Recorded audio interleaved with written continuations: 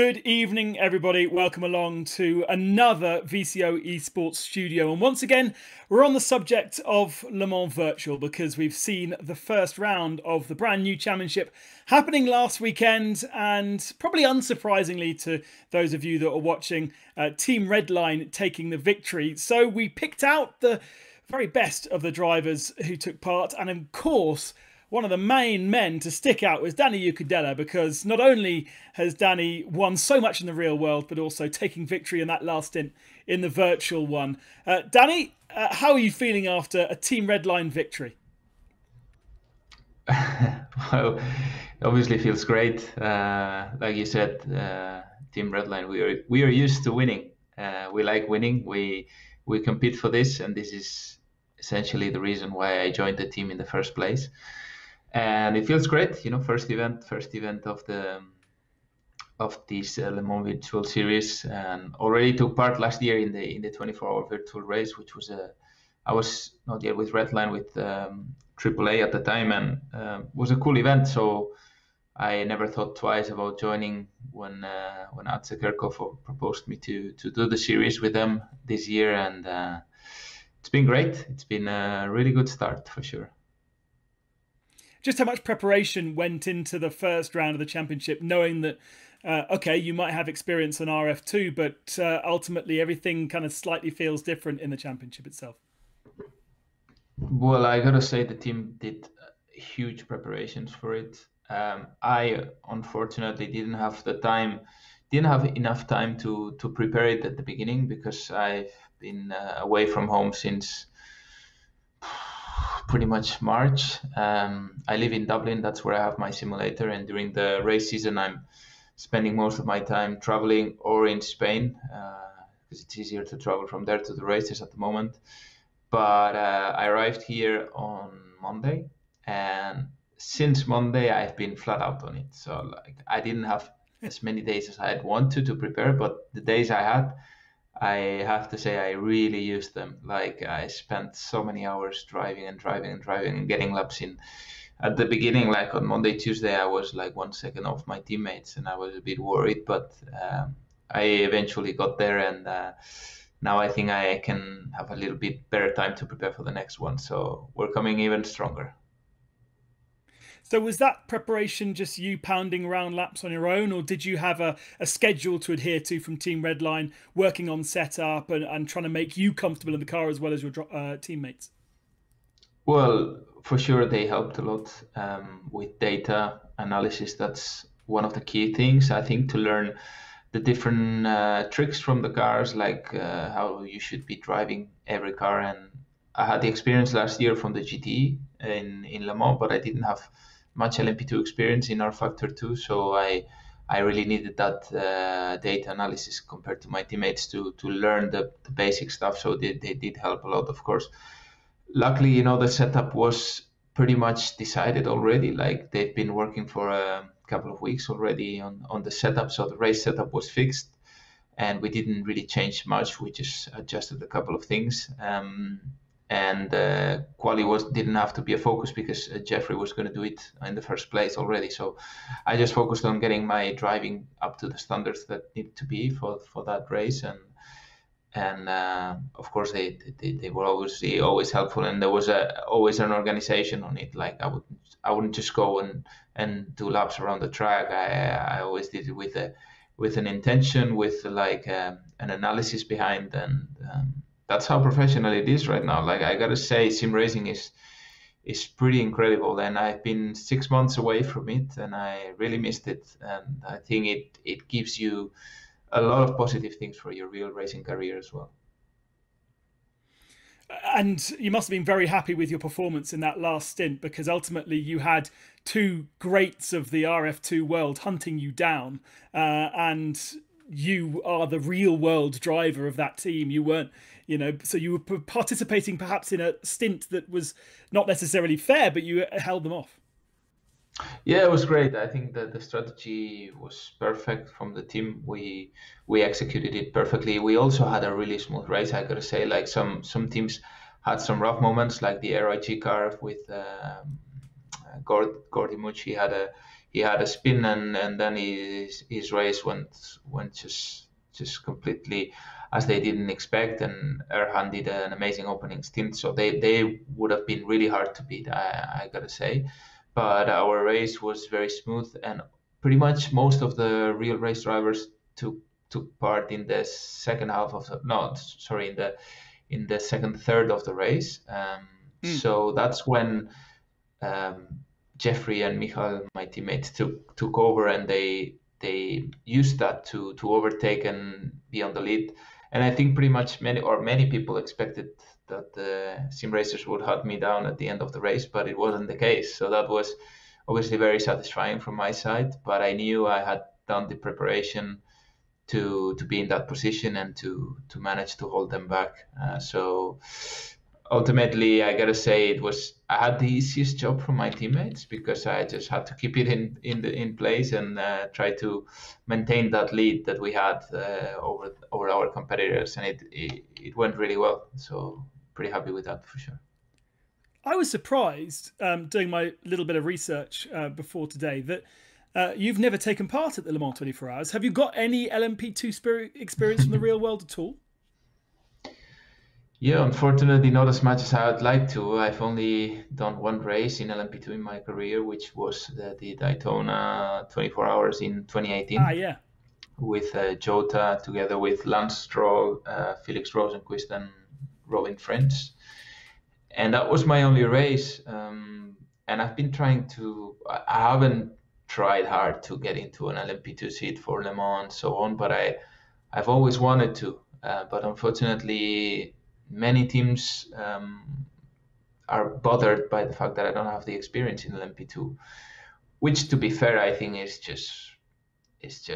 doesn't really make much sense. Like you can see nowadays, we adapt really quickly to anything, and we are professionals. So, but yeah, they choose before the guys that have experience in LMP2, which is also fair enough. But I think I'm ready for it. So I'm trying to get that seat one day. Obviously, now my commitment is with Mercedes AMG in DTM, GT3 mostly, but I'd love to do Le Mans one day. And with that commitment in GT3 in the Fanatec GT World Challenge, you also have this slightly strange situation where you're scoring real world points for the team's championship in a virtual world, and those races that take part in the Fanatec Arena, which of course I know quite well because I'm there with you. How has that been as an experience for you, and how has that differed from what you know from virtual racing, because you are such a big advocate for the sport? I really like most of it. I like the fact that they are doing it on a race weekend with a esports arena, sort of esports arena. I think it's just great to make it look like come closer to real racing and basically merge both kind of competitions, and that's a great fact. I didn't really like the timetable sometimes because we used to have the esports race a couple of hours before the real race, and I had the experience. Remember, it was Paul Ricard, where I had a big headache during the real race because I was a little bit dehydrated from the esports event. So that was not ideal, I would say. But other than that, I don't see any downside to it. I think it's great. I think the fact that it's counting for the team championship is fair enough. I don't think for the drivers championship would be fair because we are all coming from different sim racing backgrounds, different experiences. We probably not all have the same like I say, preparation, experience, and time to prepare it. So that wouldn't be fair enough. But in order to make it a bit more professional, to have it the way it is with some points for the teams championships, I think that's more than enough. And yeah, I think it's just gonna keep growing the way it is. Yeah, I think it's here to stay, from what I understand. It's not going away for the next couple of years, and it does seem as though in the Silver Cup, the second category, that it might have an effect on the team's championship. There's such a close difference between the two teams, although in the pro category that you've been taking part in, it is already sealed with Arthur Rouget taking victory. Now, That is on ACC, RF2 for Le Mans Virtual. You do a huge amount of racing in iRacing as well. So you've got and you're a real world driver. So you've got a great way of explaining kind of the differences and which one is more realistic. Is it just a feeling per driver? Does it depend on the hardware that you're feeling each particular platform with? Or what are your kind of opinions on that as we all strive to be as realistic as possible? I think it's a little bit of everything. Hardware plays a big role, for sure, and I think depending on which software you're using, like if you wanna get a good user experience in games like Assetto Corsa, not Assetto Corsa Competizione, but Assetto Corsa, with basically any decent hardware you can get around it. On iRacing, for example, I feel the hardware plays a big role, especially the pedals, because it's very sensitive on the physics with the braking and so on. And I think physics-wise, our factor is probably the best platform for me right now. iRacing is getting closer and closer. They are doing really good steps in many areas, and I think what iRacing is on top of the game is on the user experience, like racing experience, competition experience. I think it's the way they did it with the ratings, with the licenses, and the competition, the way the daily competitions are done, the servers, everything is just great. Of course, there is still some room to improve on the netcode kind of things with the connection from different continents and so on. But I really enjoy the experience of racing daily, for example, on iRacing. I think our factor still needs to improve some areas on the server side, which is pretty clear. I mean, the last couple of years, a few things happened, but also like I think all the platforms can live with each other, and most of them are. I'm talking more about our factor and iRacing because it's the ones I used. Assetto Corsa Competizione I only started this year because of the Fanatec GT World Challenge series, but I see a big potential in most of them, and it's cool that you can have different environments and you can basically play in the one you prefer. How much have you needed to prepare for ACC, therefore, when you've been back at home? As you say, you haven't been home very often, but do you think that some of the other competitors have been thrashing out lots of laps to get themselves up to speed, considering how the performances of various drivers have changed in the series? Yeah, absolutely. And I think many people have tried to get in contact with sim racing teams, sim racing drivers to help them with the setups, with improving their driving, the little tricks. And that's the thing, with the different platforms, that something that works for iRacing setup wise or driving wise might not work for ACC or for R Factor 2 or whatever. So as always, a big learning curve in this kind of series, and I did struggle in the beginning also in ACC. Like I wasn't really sure. I remember the first race in Monza. I think I was super quick. I felt I had an edge over Arthur Rougier during the race, and I remember spending the whole race behind him, thinking, okay, I'm just gonna save fuel and tires like I would do on iRacing, and I'm just gonna pass him towards the end, and I'm gonna fly off and win. And I spent, I think, like 18 laps behind him, saving fuel. And in the end, I realized I only saved like zero point 0.2 liters, which is absurd. Like it's nothing, because basically I was just lift and coasting like I would do on iRacing, but it was not saving me anything. So I realized, okay, in ACC you actually need to change the engine map to save fuel, and I just had no idea. So these kind of things are things you need to learn and take some time for learning or for knowing where do you need to look at. And it's interesting for me because so many of the people competing in that, in all of these high profile championships, do have effectively these days work support. If you look at the BMW, in the only BMW in the Fanatec Pro Series, they have work support from the BMW sim racing team. There's a huge Porsche sim racing team across all the different platforms these days, thanks to the partnership with Coanda and Aichan Juven. But Mercedes, I mean, tell me if I'm wrong here, but it doesn't seem like Mercedes have any kind of influence across the different platforms, except for, of course, where they're forced to in Formula One. Is that correct?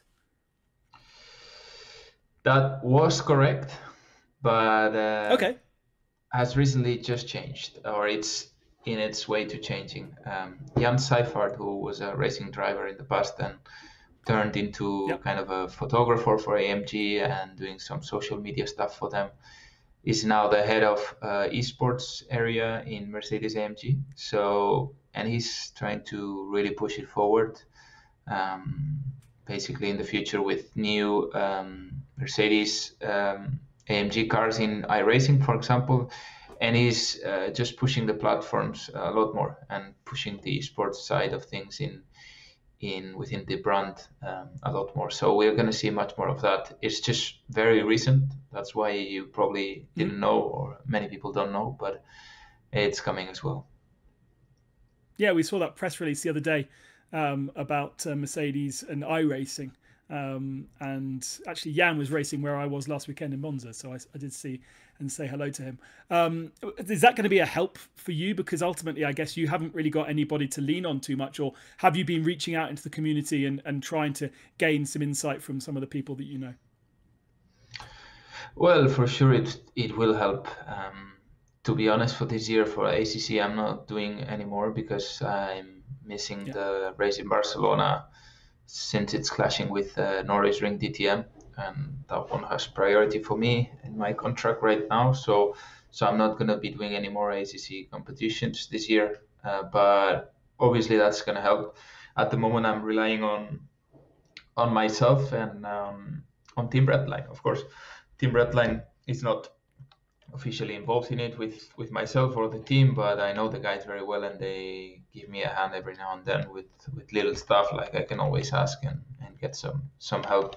I tried to make a deal with them and the team at the beginning of the season, but it was already late. It was already after Monza, and looking into the next couple of years, I'm sure this is the way to go for the real teams, to just find someone that has the experience. So basically, a sim racing team. It's basically like, for example, we've done for Air Factor 2 with the Le Mans Virtual. It's my team is Team Redline with real team Hydrogen, which is the Swiss team participating in LMP2, and Yeah. basically they made a deal with Redline, which makes absolute sense. And where did this sim racing obsession, is that the right word, come from for you? Because, I mean, I remember commentating on you in F3 Euro Series where you were champion. You moved up into Formula One as a test driver for Williams and for Force India. I was working at Force India when you were there as well. Was that because the test driving required so much sim time that you ended up being dragged into this world, or were you interested from the very beginning and when you were karting back in the day? Yeah, I was interested from very early days, I have to say, from 2007. So that's when I was 16 years old. And I had recently started with karting because I started racing when I was 13. So it was back in the day with Race '07 was the platform, Yeah. and yeah, it was called GTR Evolution as well, which is basically now what would be how's it called? What's the other platform? I'm missing the name. The one that has actually Race Room. DTM. Yeah, Race Room. Yeah. So basically, I started there, and I even have a picture with like I had just my steering wheel on a table and pedals on the ground with just a normal chair. So in the beginning, it was just for fun with some of my mates in karting. We used to race online. Um, yeah, back at the time, we were just racing public races, doing all sort of things, and that's where I got interested. But then I had a kind of a break until 2016, 17, where I got interested again. I started building my own proper simulator, and I started competing on iRacing a little bit, and that was already in 18. And since then, I just got really, really interested, of course. And when lockdown came with COVID-19, that was a like you know, I mean, it was a good time for sim racing to get more and more involved in it. And I didn't have a racing season into 2020 because Aston Martin dropped the program in DTM, so I spent it racing online, and that's where the interest came from. And and in that interim period where you had a break from sim racing, presumably there was a lot of using sims for test driver. I don't think Force India had a particularly good one at that time, if I remember. No. But you were also test driver for Mercedes, right? So you were using them a lot? Yeah, a lot. Not for myself. Basically, I had a contract with Mercedes as a sim driver, and I went to Brackley a lot to do a lot of race shadowing and helping them with their simulator. I was very interested in it. I was also doing very good because I really enjoyed it, really liked it. They had a very advanced simulator for sure. Force India had a much more simpler one, which was good enough to learn trucks, learn basic stuff. But I did do a lot with Mercedes, yeah. It's awesome to talk to you.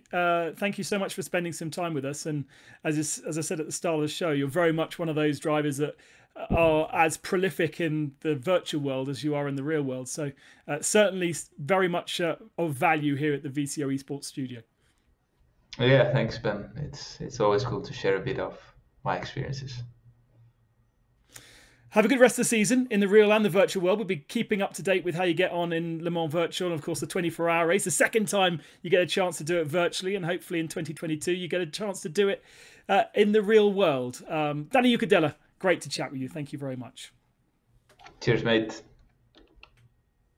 And that's it for another VCO Esports studio. Hopefully a new office next week as we go into the 61st edition of our studio. I don't know who the guest will be. I don't even know really what's happening this weekend to find a guest. But we'll be on the hunt and make sure it's someone equally as impressive and interesting from the esports world as always. Until then, keep up to date with all of what's happening on VCO on our various social channels. And most importantly, enjoy your sim racing. Bye-bye.